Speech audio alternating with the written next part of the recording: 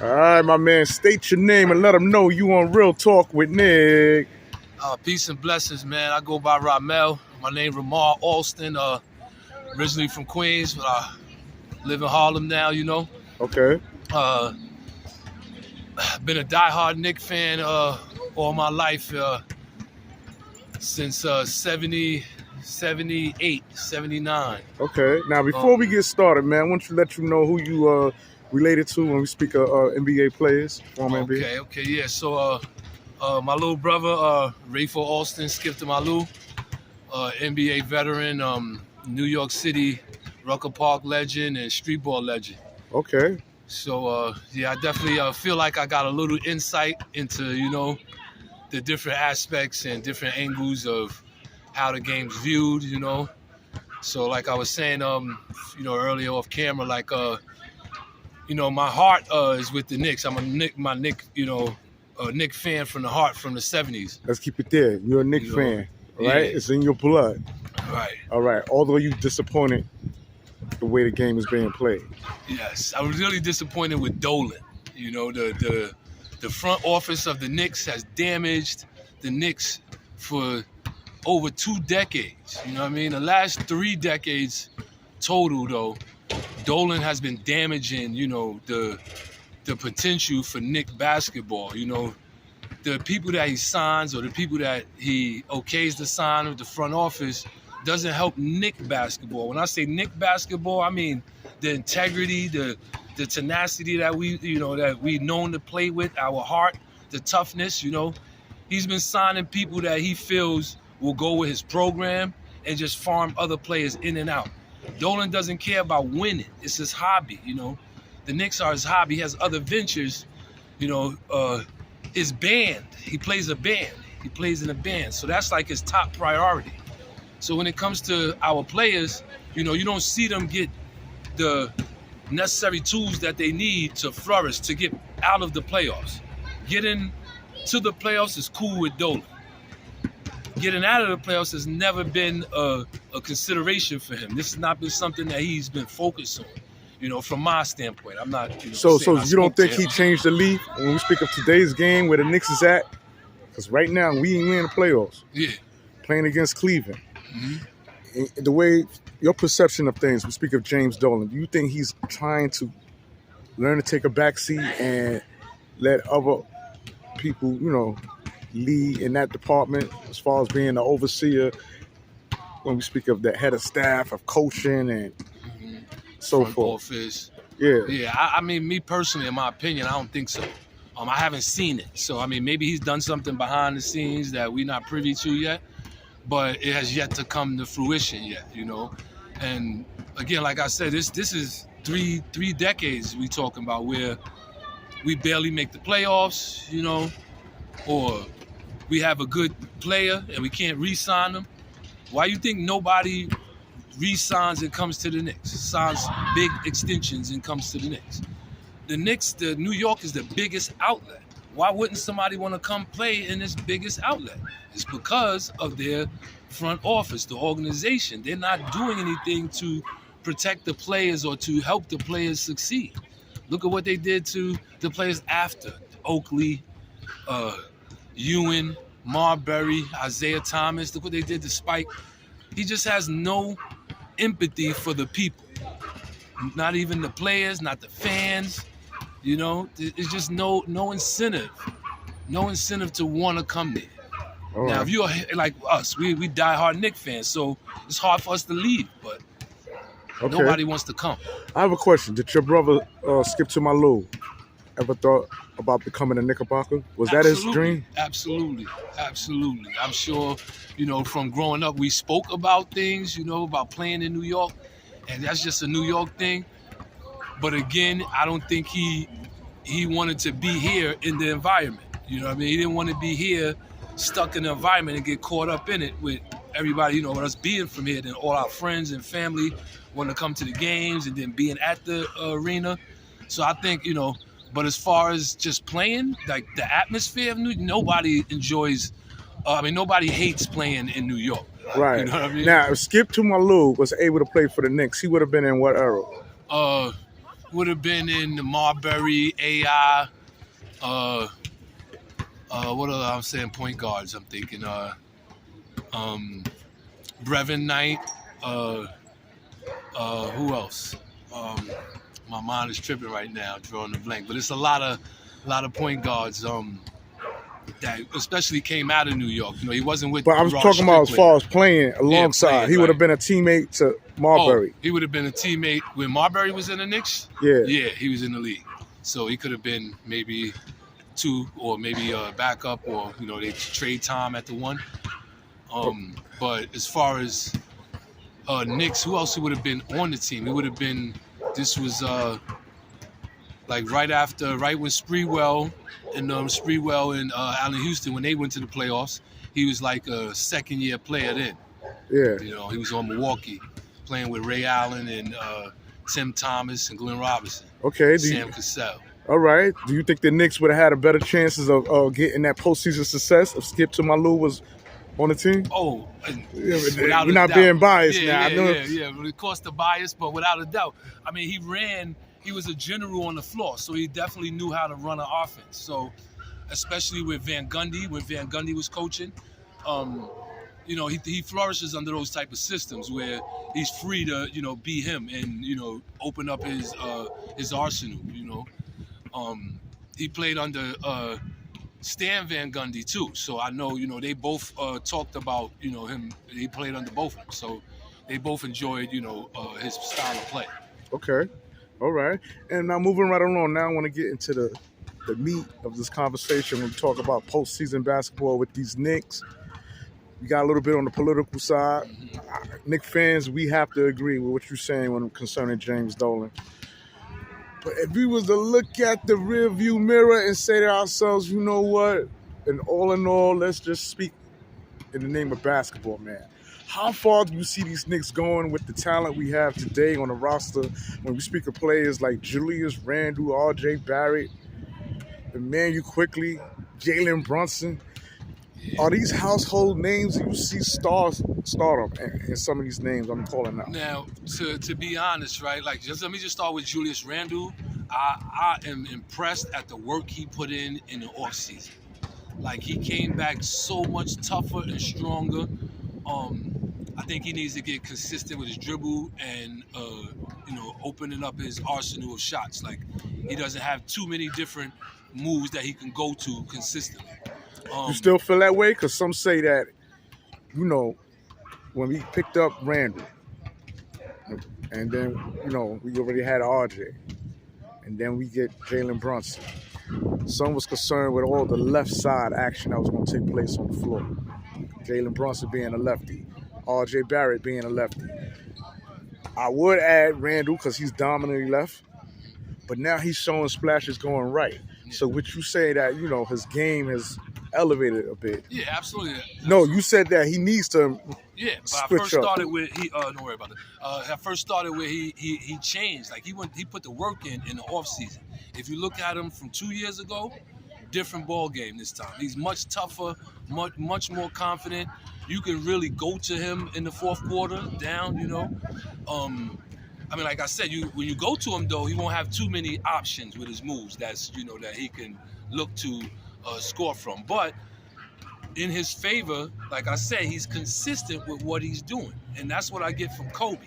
Kobe said, master that one thing and then work off the counters, you know? And I see him doing that. I do see him putting extra work into his game and his strength. He's, you know, he's not getting knocked off his spot, off the block a lot. And I'm impressed with that. Could it be due to the fact we got Jalen Brunson as a point guard that it opens up the floor for Randall to do what he's doing? Absolutely. Brunson is a key acquisition for the Knicks. R.J. Barrett, a good draft choice. I think, you know, he still needs a little more work, but he's young, you know, so you can't never. The whole system, the whole core group, I think they're doing well, you know, best as could be expected, you know. Now, when you say R.J. Barrett needs some work, in what department, what area? Just his consistency, you know. his consistency with his shot and going to the hoop, uh, finishing. Right, I feel like he needs to finish better, not just more strong. He just needs better moves. Like you see, Kyrie has a bunch of moves in his arsenal finishing at the rim. Forget the dribble, but finishing at the rim is different. Left, right, spin, floater, off the backboard. You know, there's so many different ways. And that with the way the game is going now, you're gonna need more finishes at the rim because everybody's shooting jump shots. Due to Curry's impact and Trae Young and Damon Lillard. I think players just need to work on more finishes. More finishes. Mm-hmm. Okay. And I think, like I said, and then when you get to the playoffs, there's a different aspect. One thing I learned about from my brother is that they in the regular season you only playing them that one night. In the postseason, you have to play them maybe back to back or multiple times, and you have to look at footage. And when they look at the footage, they're clamping down on your go-to moves. So this is what separates the players from the regular season and in the off season. The superstars take it to another notch in the off season. Right. Regular season players, this is what they regularly do. That's what they regularly do. That's what they regularly do. Okay. So with that being said, is Randle a superstar in your eyes? Randle, a superstar? No, I think he's a star. He's not a superstar. Like he's definitely like an all-star. He's an all-star. He's an all-star. He's not like a Durant. That's a superstar. He's not like a Donovan Mitchell, Damon. You know what I mean? Now, are you saying he's an all-star because he got into the all-star? Yeah. Yeah, he deserved it. I think he deserved it. Now, are you concerned about his mental state? Some say, the only person that can really beat Randle is Randle himself. Letting other players get into his head. I could. Like, how important is the mental aspect of the game? Because when you're competing, right?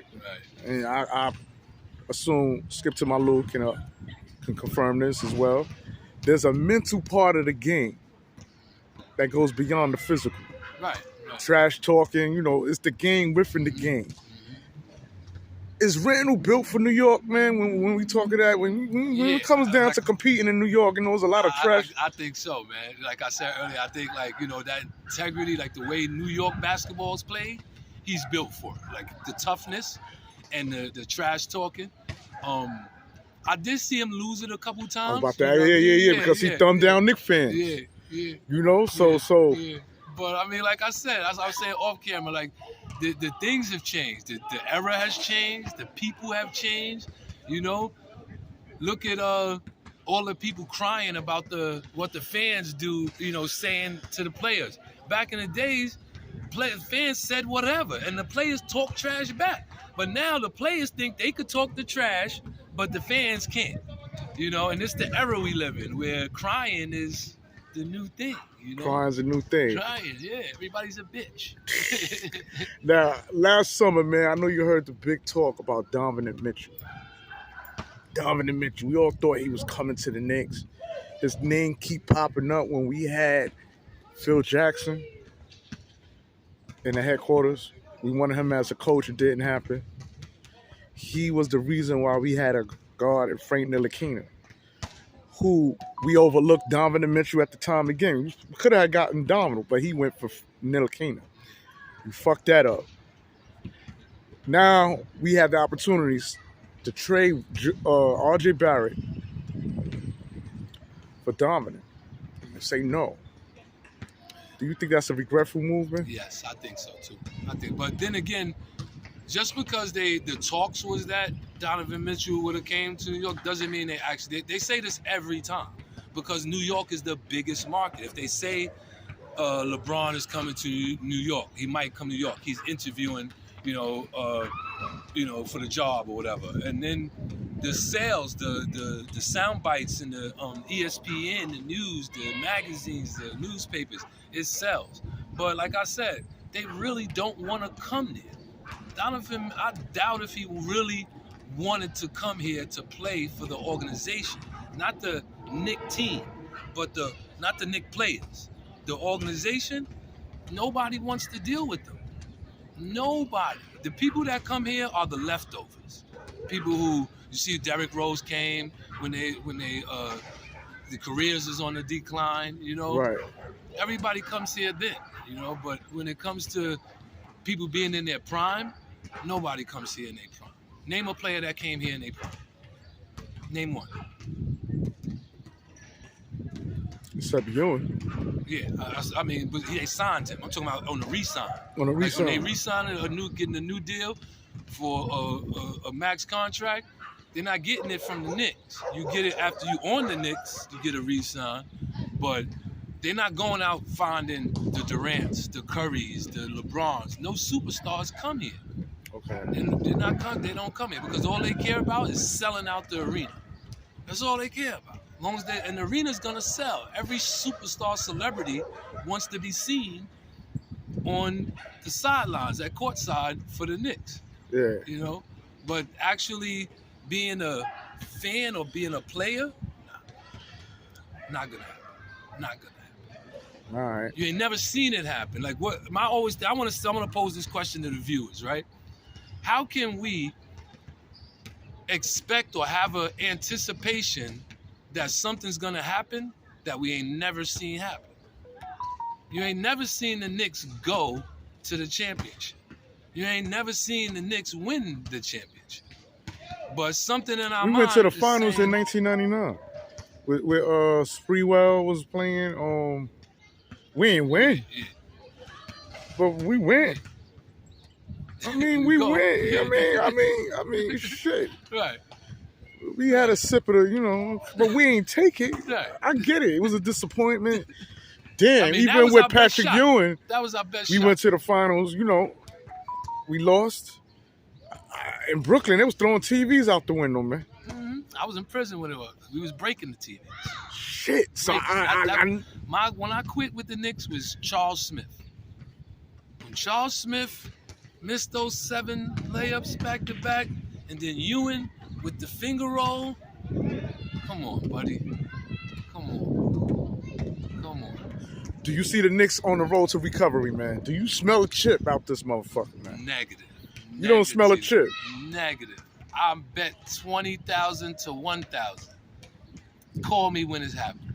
Damn, if we could go back in time, man, and we could bring Skip to Malou out of retirement and put a Knicks jersey on him. With the squad the Knicks got today, we sit Jalen Brunson down and we got Skip. Yeah, Skip, if you're watching, baby, I'm calling you out. Oh, man. I want to know, man, is blood thicker than water or we going to talk the real shit? What would Skip be doing, man, if there was no Jalen Brunson and he's the guard right now in a series against the Cleveland Cavaliers? Now, this shit. is my brother, so That's I got right. to talk. He would be killing at the point. Now, what I do gotta say though is that if he was right now, he would have this age that he is right now. No, I'm talking about he's in his prime. In his prime. Yeah, come on, man. We in his prime, man. In his prime. It'll be trouble. And if they're giving him the green light to play his game, The players' man, game. it's gonna be trouble. Gonna be trouble. Would we be sitting JB down, man? I would like to see them both rock. I would love to see both of them rock. You know what I mean? Because they will complement each other. You know what I mean? You see his build, Jalen Brunson, his build. Right. Yeah, he could. Yeah, he's a strong brother. So his base, you know what I mean, with the footwork and Skip to Malou be here like Jalen Brunson. I think you would see a show because you have you know what I mean? It's a different ball game with the step back jumper. They wasn't doing that back when he was playing. You know what I mean? There wasn't no step backs. There wasn't none of those moves that they doing now. You know what I mean? But he had his own bag of moves. You know what I mean? That they wasn't doing at that time. He was ahead of his time. You know what I mean? Right. They wasn't letting people do what Kyrie's doing now. Right. You know. That's now, what when he you was speak of, you mention other names, man, because Skip to Malou, New York City legend. New York City legend. Could he? When you speak of Skip, could you say, yeah, he can hold it down against a point guard like Kyrie? Yeah, hell yeah. I would have loved to see them go at it. Love to see just a show, you know, just the back and forth, to see them putting moves on each other. I would have loved to see that, man. I think they would have brought the best out of each other. They weren't. You know what I mean? And like I said, the same thing with Brunson, with them being on the team and practice. Oh my God, they would have both elevated each other's game. Okay. Okay. All That's right. what And I as think, far you as know? coaching, man, when we speak of the game of basketball, how important is coaching? Coaching is a lot. It's very important. Um, I feel like the coaches really need to try to connect with the players more. You know, we see what happened when you let the players free a little bit. I'm not saying just let them do whatever, but you know they had Skip handcuffed, so to speak, for a few years before they let him loose. You know, and with Curry and What you mean as far as like they didn't let him, you know, pull out his tricks in games. They even was calling technical fouls for certain things that he was doing that wasn't even a call. If you go back on YouTube, you can see him versus Sasha Vujicic, and it's the end of the game. They playing against the Lakers, and all he does was a spin and go between the legs, and they call that a technical foul. And now that should have been something that they should have kicked the refs out for, but it's a league-wide understanding. So why you think they do that? Because he was coming from his not that he was coming from the street, because that's another myth. He didn't come from the street ball to the NBA. He played in Fresno Community, Fresno State, and then NBA. But his notoriety came from the streets. So when people are coming from the streets, they fear not just the street game, but they fear the attitude that comes along with it. That braggadocious, that, oh, I'm too tough, I don't listen to nobody. So they feared that would translate into his style of play. They felt like that he would get on the court and not run the offense and just go street and do whatever he wanted to do. But they didn't really understand that he actually came up through the ranks playing school basketball. This wasn't a kid who only played in the streets. He was only known as a street ball kid. He played high school, college, junior college before D1. So he went through every step that you're supposed to go through. So, but their mind only saw street. And they didn't really understand that he had the skills and the mindset to run an offense, legit offense, you know? And they held that back for fear. For fear. Mm-hmm. Out of fear of that he would go in there and run crazy and not, play the game under control. Okay. All right. Going back to the playoffs, man. We're gonna jump in and out, man. This is very interesting to have you here, man. I appreciate it. And to be close to someone like Skip to my little man. I assume you got ball game too. Yeah, man. Yeah. As I was out here myself working, man. Who taught you the game? My pops, man. My pops was the one who really taught us the game. He had us in the park at like 4 and 5. I was 5, Skip was 4. And, he had us just going at it all day. We would play every day, even in the snow. Like, if you go to Queens, there's still stories that people tell of us going to the court and shoveling the snow. Oh, was y'all doing that with Joe Hammond? Nah. What happened was there was a guy in Queens named Ab, right? Ab was the first one. My dad took us to Ab. Ab was known for the street tournaments. So he took us to Ab, and Ab was like, yo, listen, man, them 2 kids, they gonna go pro. So he said, I need you to bring them uptown. We're gonna bring them uptown to see what they got against the Gauchos in Riverside. We end up meeting another coach before we made it there. DeBron, rest in peace, his name was DeBron Murray. DeBron was the one who brought us up here and brought us to Young Life. We played in Young Life, and from Young Life went to Gauchos to Riverside. And, we took off from there. But yeah, my pops was the one who put the ball in our hands. And we didn't, he didn't only put basketball in our hands. He wanted us playing everything. We played football, baseball, and basketball. Okay. All right. Now, man, have you been following up with the Knicks this postseason in the playoffs? Yeah. As much as I can. I just watched the game against Cleveland. What was your input in that? Man, they played their hearts out, man, to OT. Right? I think that one went to OT. No, it didn't go to OT. Yeah, that was the second game. This is the first game I'm talking about. Yeah, this came first. after them. Yeah, they won 101 to 97.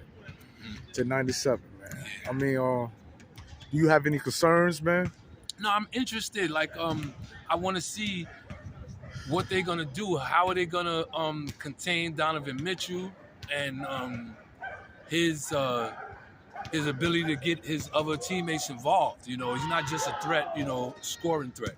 He does get his teammates involved. But as far as the Knicks, I'm enjoying like Brunson, Randle, and RJ. I'm enjoying the way they're playing together, you know, and holding each other accountable on defense. Right. I think that's the key to helping them getting out of that first round. So defense. Defense is more important to you than offense? Absolutely. Absolutely. Even though the object of the game is to score. Yeah. Defense, the reason now defense is more important to me, but I would take a scorer over a defender, right? Because like you said, scoring is the name of the game. You can play defense all day if I keep you to a low amount, but if I don't stop you, if I don't score more than you, we don't win.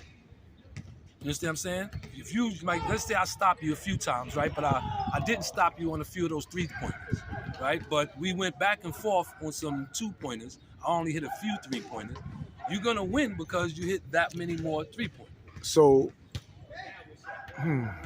is it safe to say that offense wins games and defense protect games from being lost?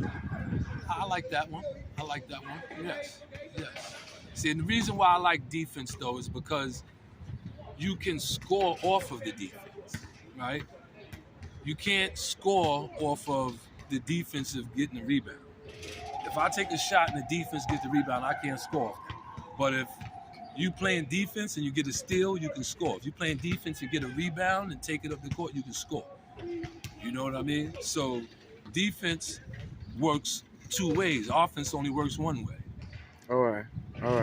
Now I'm gonna bring it back to Skip to my Lou, man. I like having fun, man. Point guard, Skip. I'm gonna name guards that the Knicks had.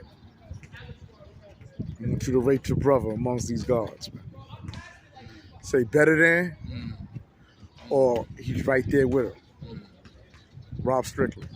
Ooh, that was the first name I had on my mind when you said that too. Skip to my Lou. Better than, or he's right there? I'm gonna say better. Because he ended up having a jump shot that Rod didn't have a consistent long range jump shot. So I'm going with my brother on this one. I'm going with Rod. Okay. All right. My boy Stephon Marbury. Oh, see, now we all grew up playing together too. They was frenemies, you know what I mean? So I'm gonna have to go with. Well, now you could be the Kane or you could be the Abel out here. What brother we dealing with here? You know, Skip. How can I go? I can't go with Marbury either, though. You got to go with your brother.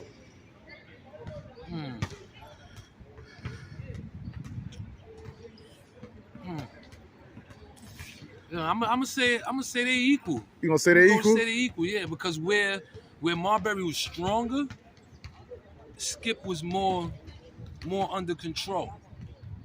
You know what I mean? Skip was more under control. Marbury was a little stronger than him build-wise. So maybe in the post, you know what I mean? Watching them go at it a lot. But as far as finesse, my brother he had it on a string. He had it on a string. Yeah. But I like them both, man. Yeah. I like their games both, yeah. Nate Robinson? Yeah, Nate, my Skip. brother. Easy. You trying to say? Easy. Got no respect for Nate? Yeah, nah. Nate's just a tough player. I give it to him. But as a point guard, he wasn't a great point guard. He wasn't a great point guard? He was a great player. Why you said Nate Robinson wasn't a great point guard? Because he didn't run offenses. You know what I mean? He did things individually. He's an individual player, a talent. He was a talented player. But when it comes to point guard, now the game's about a scoring point guard, but still the point guard. You're still a scoring point guard, right? And you still have to run the offense. You have to get the ball to your teammates. And Nate Robinson just wasn't known for that. He just wasn't known as a great passer. Like, you know what I mean? All right. Alfred Payton or Skip to my Lou? Skip. I'm not even gonna. You're not even gonna. Nah. Damn. Easy. Damn. It would have been nice, man. We would have had Skip as now. I need you to. It's where I know the old saying, "Blood is thicker than water." But is there any guards that you can honestly say that I don't know. I think Skip he wasn't on that level yet. We speak of guards in the NBA. Like who? Yeah, I'm gonna say like Damian Lillard. Like Think Damian Leonard was a better point guard than Skip? For this era, yeah. This era, that long range jump shot, you need that in this era. They wasn't shooting that like that when he was playing. You know what I mean? You don't think Skip gonna stop speaking to you, man? Nah. Because you said Damian Leonard is a Nah. better point guard. Nah. I hope not, man. I hope not, man. He know, bro. I would love to get him on my live, man. We can chat it. Yeah, man. We watching this, man. We gotta get you out here, man. New York needs you, man. We need to hear your take on a few things. Yeah. Definitely want to get you to come out, set the record straight, clear up a lot of the myths, Hey, what's some of the myths when we speak of Skip to my little man? Okay, so the biggest myth I gotta clear out is that he is not from Harlem. Wow. Skip is not from Harlem. We are born and raised in Queens. A lot of people think like he from Harlem, or some people might think I'm from Harlem, because we've been here since we was in the 3rd grade. We've been coming up here since 3rd and 4th grade playing. So after school, people would get out of school and we would be here. So you would think that, well, they had to go to some school close by, or else where else was they? We had to leave school a little early to get up from Queens to Harlem. So I'm gonna hold you right there. You say you're from Queens. Let me throw in another guard, man. A Queens guard, man. Kenny. Hey.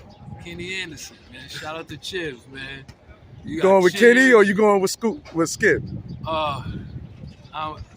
Shit. Oh, shit. Well, we learned from Kenny, man. So I guess we gotta go with Kenny because we both learned from Kenny. You know what I mean? So you got Damian Lillard and Kenny being better than Skip as a point guard.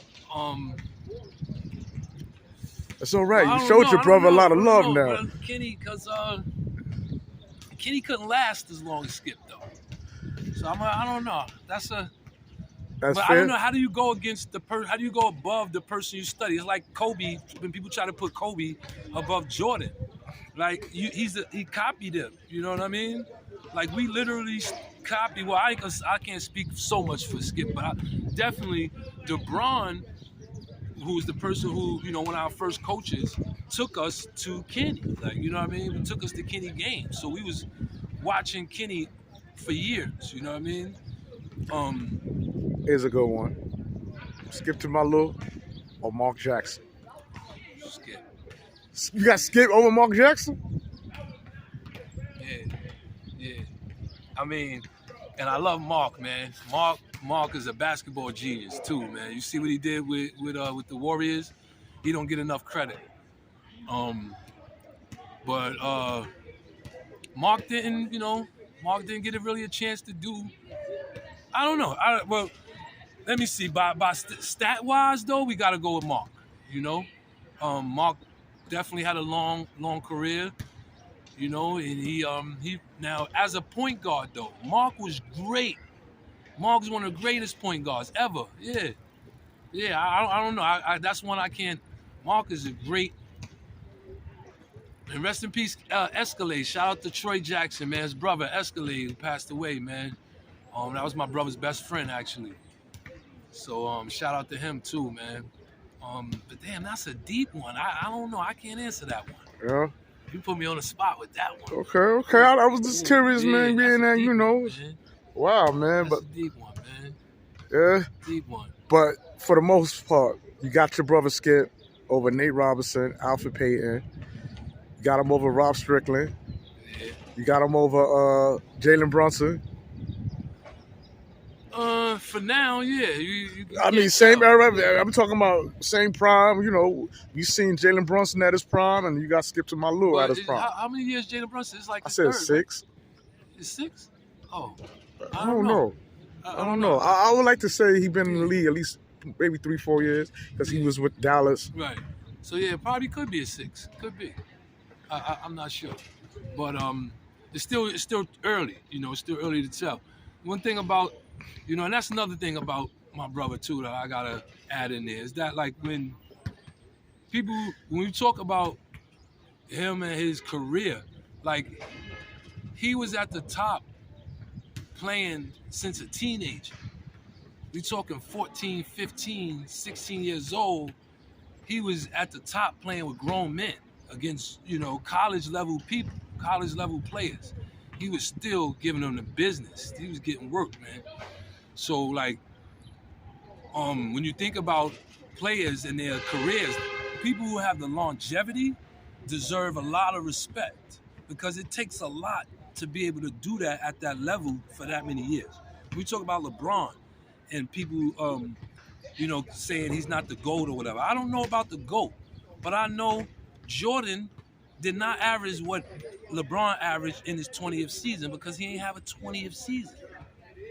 He didn't have a 20th season. Right. And in his last 2 seasons, he didn't average what LeBron averaged, because it takes a lot. It takes a toll on your body. Right. Everybody can't do this for that long. That boy came in the league ready.